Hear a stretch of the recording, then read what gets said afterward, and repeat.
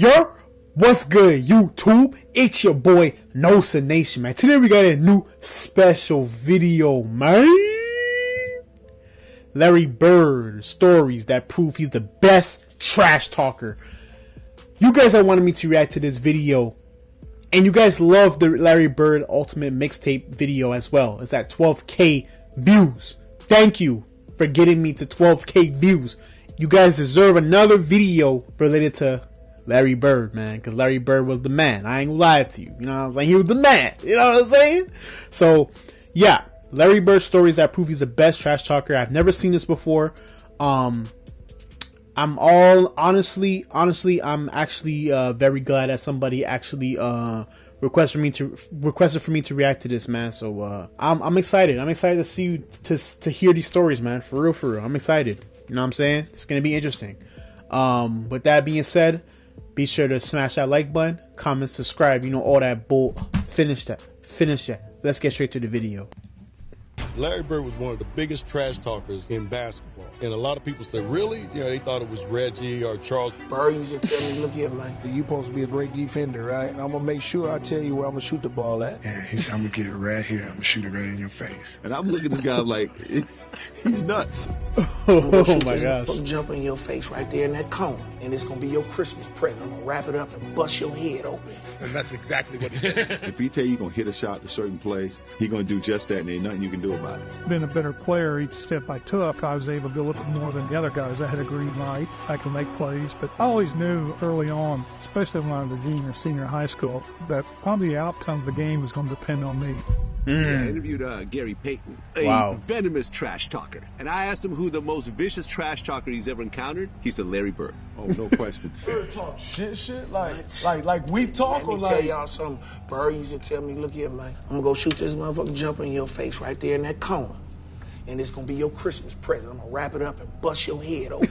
All that shit. He told me, young fella, let me tell you something. I can shoot a jumper anywhere I want to. You're supposed to be a great defender, right? I'm going to make sure I tell you where I'm going to shoot the ball at. And I was like, man, come on now. You're not going to shoot the ball. And so he said, I'm going to take you over in that corner right there. You see it over there by my bench, right? And I'm going to give you something, and it's going to be this jumper. So he went right to that corner, and I'm up on him. I'm under him. And he said, young fella, what did I tell you I was going to do? And he turned around, raised up, and it was all drones. And I said, shit, I ain't going to mess with you no more. Oh, my gosh. For Gary Payton to say, I ain't going to mess with this dude no more? Nah, man, that you have to be a good trash talker. Because the thing about it, bro, Gary Payton was a trash talker, too. You know what I'm saying? Shit, man, everybody be talking about these greats. They don't be always mentioning him. He was the shit. Yeah. The shit, man. He'll give it to you any way he wanted to. Larry Bird was cold. Bird didn't talk trash. He was cold. Oh, my God. Bird talked trash to everybody. I always tell the story about Larry Bird. I remember him, he was cursing under his breath. And I asked him, I said, Larry, what's going on with you? He says, you guys are being disrespectful to me. And I says, what are you talking about? He says, you guys are putting a white guy on me. That's disrespectful. I just started laughing. I had no comeback. But he says, it's disrespectful when y'all put a white guy on me. Larry said, I'm insulted that they put a sorry dude like you on me. He said, no, I don't even want to play no more. He would drop the ball and take a turnover. And I'm looking at this guy like, he's nuts, you know? Wow. The story goes that when he played against Denver, they had a guy named John Hansley, a white guy, a really good defender, right? Okay. They put him on Larry, and Larry was wearing his ass out. Absolutely. And Larry would run by the bench and tell Doug Moe, who was the coach, get him off me. That's disrespectful. Put a black guy on me. Because when he played back in the day, that's all he played against. Yo, Larry Bird, bro. Larry Bird is cold for that, bro. Put a white guy on me. I mean, put a black guy on me. You it's disrespectful. It's disrespectful when you put did you put a white guy on me? It's like, yo, that's actually crazy, bro. This was brothers. So he was like, I had to torch his ass so they understand. And Larry got on the roll, so I shoot the ball. Say, give me a black guy, not a white guy. Right? He runs by Frank Layden, who's the funniest guy in the league. And Frank is coaching, and Larry says to him, hey, Frank, don't you have anybody on that bench that can guard me? He goes, so nobody out here can. Frank looked down at the bench and goes, No. Along with Steve Jones and Rick Barry, this is Bob Neal. Just moments before the American Airlines Sheraton long-distance shootout. The All-Star game is in Dallas, the first three-point contest, and he just starts looking at guys, doesn't say a word, and people are getting kind of nervous. Everybody's sitting there, everybody's real quiet. You knew the guys, but you never were around them. And nobody's really saying anything, so I walk in and look around, and then he finally speaks and says, I'm just looking to see who's going to finish second. And says, I hope all you guys in here are thinking about second place because I'm winning this. Excuse me? Did you really say that? Who's playing for second? Yeah, I did. I felt so bad. When you walked in there, what were you thinking when you made that announcement to the room? Just messing with all those guys? I know going into that, I remember in the locker room, Robert said something that there's no way in the hell I was going to win that three-point contest. So I knew right then I had to win. That chick's had my name on it for a week now, and I knew I was going to win this thing. I've been practicing, and my teammates said I wasn't going to win it, but I came back and lucked out, really. Bird would luck out again the next year, but in 19... This man won a three-point contest with his warm-up jersey on, bro. Oh my gosh. Why is that not talked about enough? That's insane. 1988, it looked like his luck had finally run like, out. What? He certainly doesn't have that normal Bird rhythm going for him. Seconds remaining, has only 7, has to beat 15. That's 8, make it 9, and 10, and 11 as we're counting. 13. A huge rack that time for Bird. He's still got to drop one here quickly. 14. This is a tie for the money. Ooh. At the buzzer. He knew exactly what the score was. He knew. Bro, even Jordan was like, man, this dude is insane. Petition for him, and it's almost this like dude is crazy. in dramatic fashion just to make it more fun. He knew it when he let it go and was headed for the winner's circle. He didn't take off his top yet. I didn't see when he took off his top. Larry used to come in the locker rooms. He'd be getting his ankles taped, and he'd say, you know, hey, ball boy, run in and go find the scoring record in this building. You know, he needed those kind of challenges. He had accomplished every goal. We hadn't lost a game on the trip. And Larry told all of us players and the media, too, tomorrow night's the last game of the trip. I'm going to play this one left-handed at least through three quarters. And it was at a time when, you know, McHale was still coming off the bench. And so Larry scores his 6th point on a left-handed shot. What is left-handed? I'll never forget him. McHale yells out. And McHale goes, hey, Jerome, wait till he starts shooting right-handed. And at the end of three quarters, I get 27 points. Oh, my. Well, left-handed's wow. one thing, but when the game got close, I had to go back to the right one. He could hold all these things in his head during a game. So he'd have a shooting drill at the old Boston Garden. 4:30 in the afternoon. I was an early guy. I'd set up early. The garden would be dark. You know, late in the afternoon by himself, dark garden. Come out with an equipment guy and just do the perimeter, shoot for half hour. All you heard was swishing. If he missed a shot during that thing, he'd say that the Bull Gang set up something wrong with the rim. You know, otherwise that would have gone in. I'd get there early, plug in my Stone Age computer right next to the bench. He'd come over, he'd call me Scoop, say, Scoop, what are you working on? I'm saying, I'm doing an early story. Then I'd say, well, I'm doing an early edition newspaper story about your free throw streak. You are approximating the NBA record for consecutive free throws, so don't miss one tonight or I'll look bad in the paper. Sure enough, first half, he goes to the line for 2, and the foul line is lined up right where we're sitting if he looks over. He's at the line. He makes the first. He looks over and winks at me. He looks over and winks at me before he makes the second. I mean, guys don't do that today. And he would... Always thinking about these things. It's like paying off a bet in the middle of a game. He was doing two things at once. Well, you had the Bird night. I had the Bird night. Yeah, that was a tough night, man. But nobody was guarding Bird, were they? Well, we were trying. You were trying to. No, but when a guy is literally coming up the court, calling his shots. It's in that game, we're on the free throw line, and he literally says, "It's off the glass. Who's next? Where do you want this one from?" And he just made one after another, and he just tortured him. Yo, one thing I gotta say about Larry Bird, he was an excellent shooter, bro. Excellent. Like, I think the only person that was like remotely close to him as far as like shooting, well, obviously, you know, Steph Curry is the greatest shooter of all time, but like, as far as like a guy that's that size, I would say it's Dirk Nowitzki. That's that how you say his name? Dirk Nowitzki or Dirk Nowitzki? That's probably like his best. Like, that's probably like the player that reminds me the most of Larry Bird. Like, I think he was a modern day Larry Bird for real. Dirk Nowitzki. I think Bird went by the bench one time too. He fell in the bench. Oh, he did. Yeah, and he called that one. That was the one where he fell in it. He literally said, off the glass into the trainer. Yeah. His last shot, he said, in the trainer's lap, coming down the court. He shot this high rainbow. It goes in. Ricky bumps into him and he knocks him on our trainer's lap. So it was exactly what he said. Antoine Carr and Cliff Levingston got fined by Fratello, I think. And Eddie Johnson for celebrating. Celebrating Bird. Yeah, it was the best film session. Every time when I see Mike, we still laugh. God, it was the greatest film session ever because back then, you watched the real game and just went, with a video. And Mike rewound the celebration 20 times.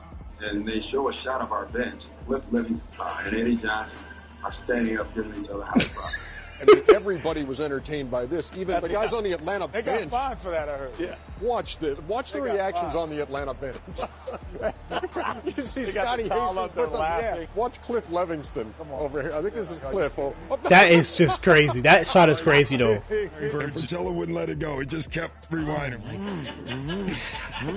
Showing the guys, you remember they're giving each other high five. And then somebody falls off the bench. Yeah, too. that was Eddie Johnson. Yeah. Eddie Johnson falls off the bench in laughter, and Antoine Carr and Cliff gives each other high five.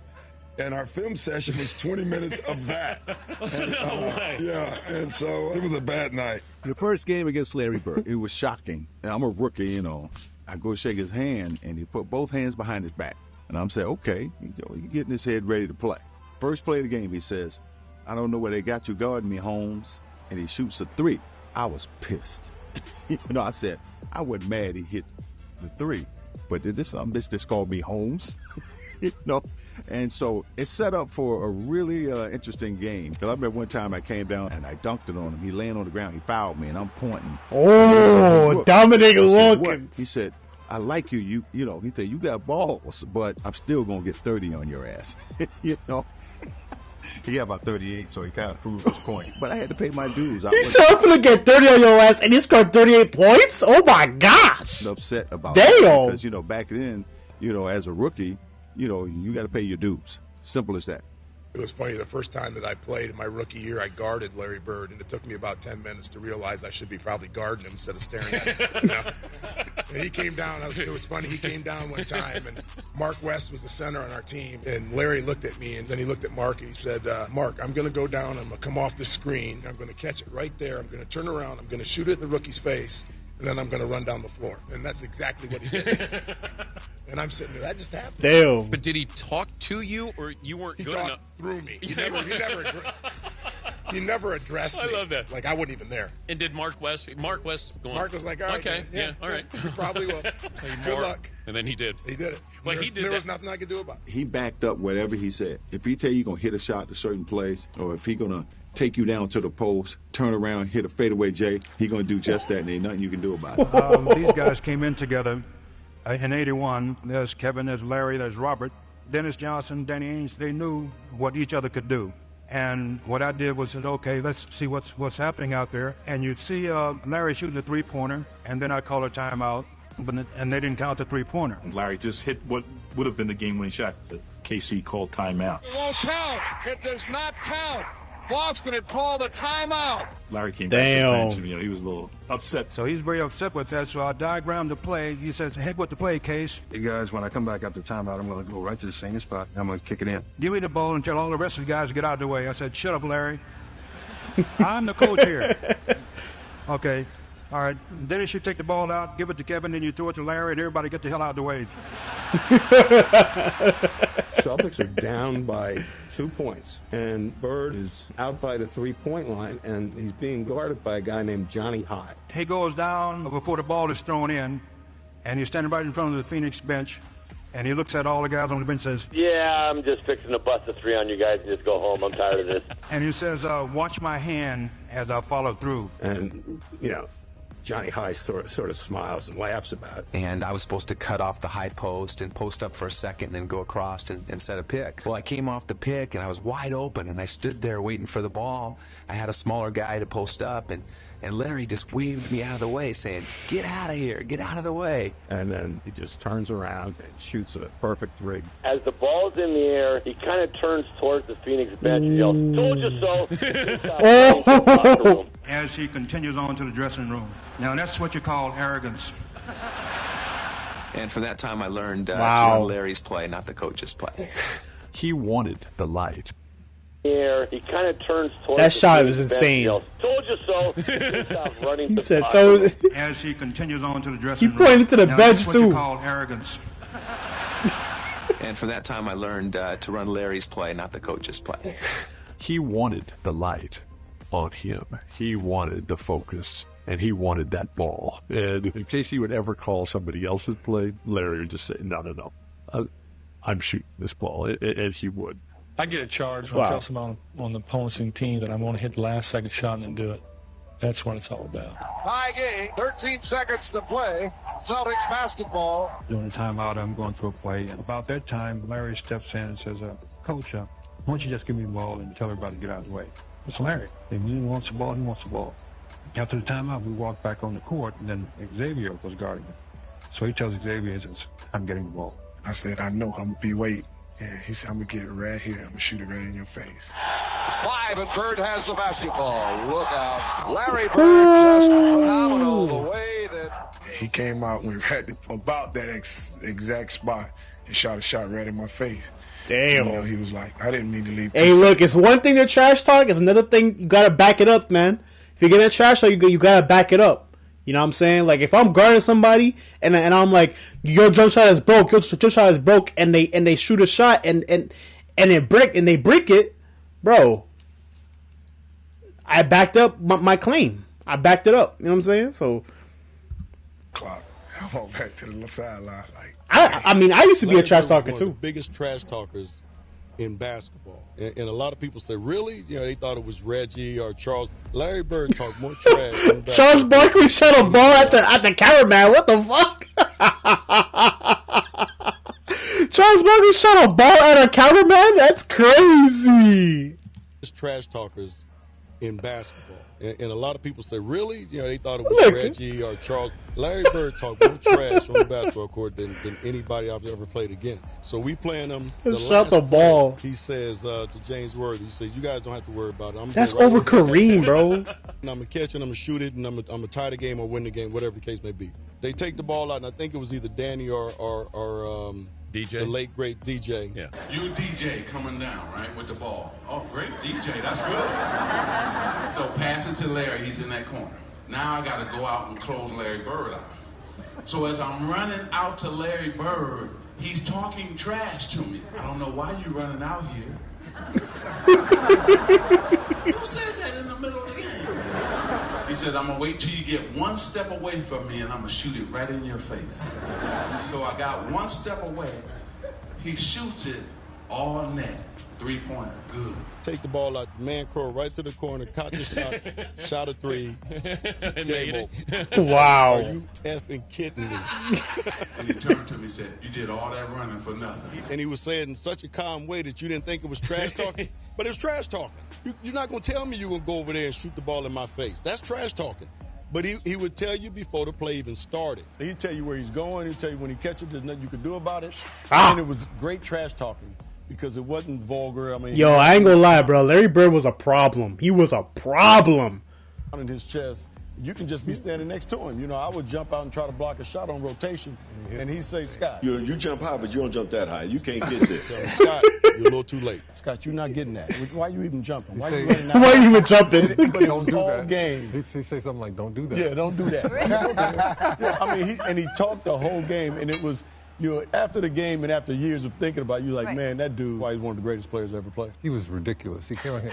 Our sportscaster played the Superman theme when he was talking about him that night after the game because he did everything, points, rebounds, assists, just steals, you name it. Larry has such a great mind for the game. I had a lot of respect for him as a competitor.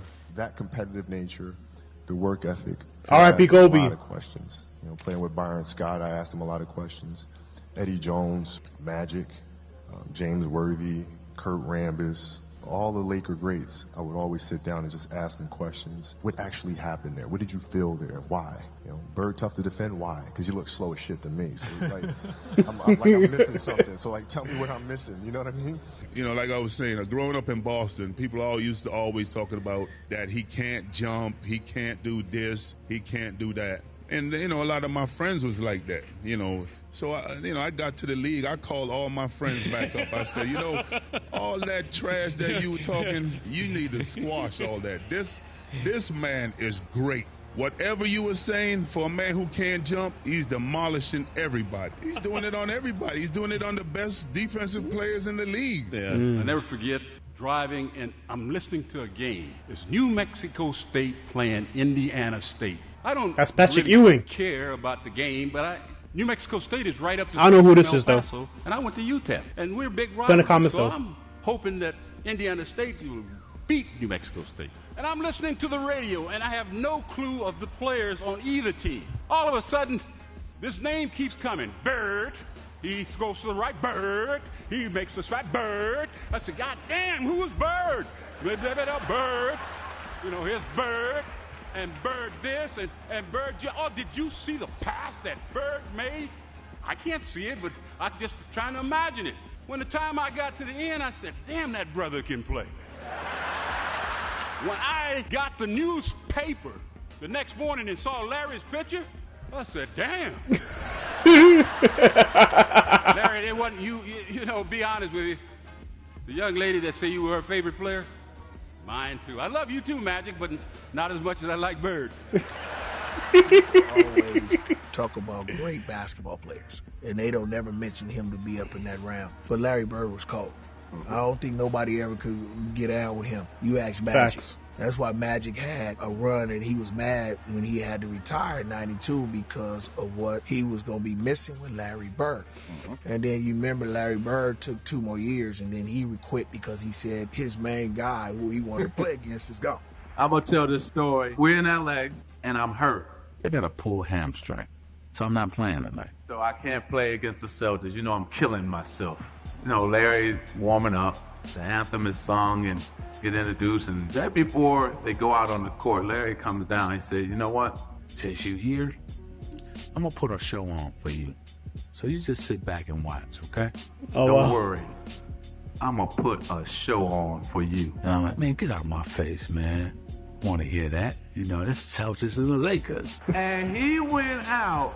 I think he scored 38 points, about 20 rebounds, about 15 assists. Damn. Every shot he would shoot, he would turn to me. Every time he hit one, he look at me. Oh my gosh. That's some real trash talk, bro. That's a real trash talk, man.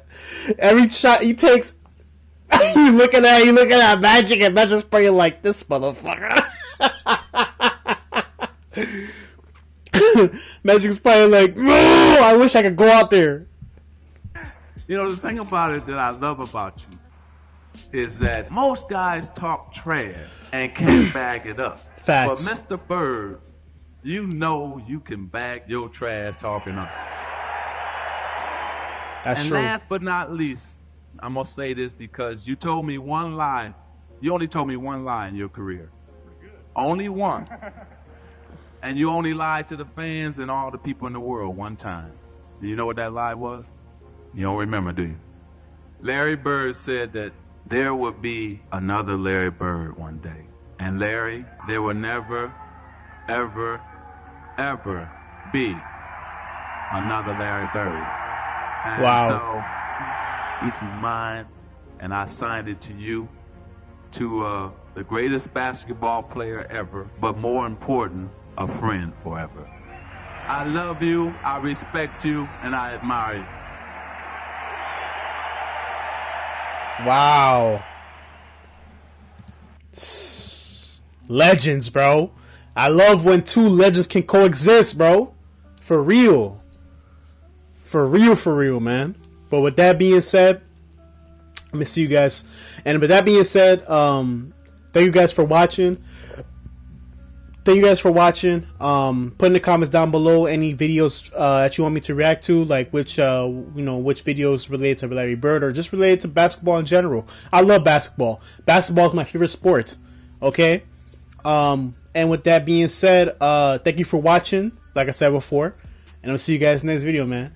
Peace.